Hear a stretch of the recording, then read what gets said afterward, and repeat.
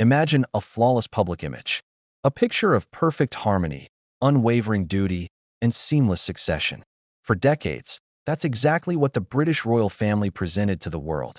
A golden, untouchable facade, meticulously polished by the world's most sophisticated PR machine. But what if that entire image was built on a single colossal lie? A lie so big, so foundational, that exposing it changes everything we thought we knew about the monarchy? Welcome to Royal Report 24/7, the only channel brave enough to pull back the velvet curtain and show you what really happens behind the palace gates. If you're fascinated by the raw, unfiltered truth about the world's most famous family, then you're in the right place. Make sure you subscribe and hit that like button right now, because what we're about to reveal isn't just a scandal. It's a fundamental rewriting of royal history. And sharing this video is the only way to break through the palace's wall of silence. Now, let's begin. For generations, the palace's central narrative has been one of stability and continuity. The monarch is a figurehead, above politics, a steady anchor in a changing world. The firm is a well-oiled machine, where personal feelings are secondary to public duty. This is the fairy tale we've all been sold. But this narrative, this perfectly crafted illusion, is the big lie.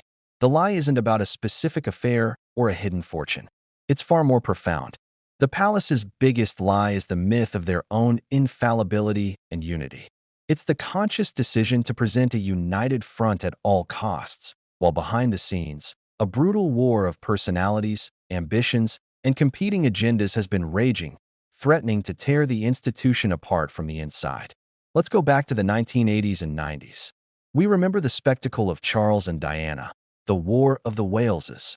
The public saw brief, awkward joint appearances, but we were told it was a private matter. Leaks, however, started to emerge. Anonymous sources, always blaming the other side. Diana's famous BBC interview, where she spoke of there being 3 people in her marriage, was a seismic crack in the palace facade. The palace's response? To privately smear her as unstable and manipulative. Their goal wasn't to mend the relationship, but to control the narrative, to ensure the public saw Charles as the wrong party and the monarchy as the innocent, suffering institution. The lie of unity was more important than a crumbling marriage. Then came the 1990s, with the infamous Annus Horribilis, a fire at Windsor Castle, and the very public separations of 3 of the Queen's children. The palace's strategy? To batten down the hatches, release formal statements of regret, and present a stoic, unflinching face to the public. They never admitted to the deep familial rifts, the bitter arguments, the profound failure of the parents to guide their children. The lie was that these were private misfortunes, not symptoms of a deeply dysfunctional family system. This strategy of suppression and narrative control worked for a time. But then, enter the 21st century, and enter Meghan Markle.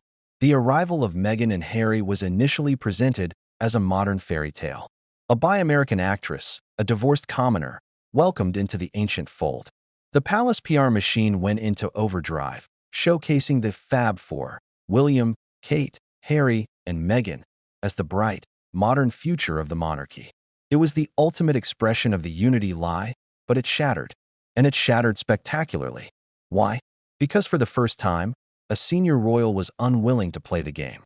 Meghan and Harry refused to suffer in silence. They refused to let their narrative be controlled by the very system that they felt was undermining them. The clues were there from the beginning. The stories about Meghan making Kate cry, a story that was later revealed to be the exact opposite.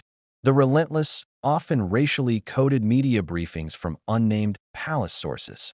These weren't random tabloid fabrications. As multiple journalists and biographers have since confirmed, these were strategic leaks from within the palace walls. Why? To isolate Harry and Meghan, to paint them as difficult, extravagant, and out of touch, thereby making the rest of the family look better by comparison. It was the same old playbook used on Diana, but this time, the targets fought back. The lie of unity was exposed for all to see during the Oprah interview. Harry spoke of his father, Prince Charles, not taking his calls. He spoke of his brother and father being trapped within the system. He explicitly stated that there was a vast difference between the family and the institution. This was a direct attack on the palace's core mythology. There was no unity. There was a cold, corporate institution, and a fractured, silenced family. But the most damning evidence of this lie, the final piece of the puzzle, has emerged only recently. It concerns not Harry and Meghan, but the very heart of the monarchy itself, the relationship between King Charles III and Prince William. For years, we were told that Charles and William were a perfect team, the patient father preparing his diligent son for the ultimate responsibility. The narrative was one of seamless preparation and mutual respect. But insiders are now whispering a very different story. A story of a long-simmering power struggle. A story of William's team operating increasingly independently from Charles's, of fundamental disagreements on the future of the monarchy. Think about it. Charles waited longer than any heir in British history to become king. In that time, he built his own court, his own charities, his own very strong ideas about what his slimmed-down monarchy would look like. He is a man of deeply entrenched habits and visions. William, however, represents a new generation.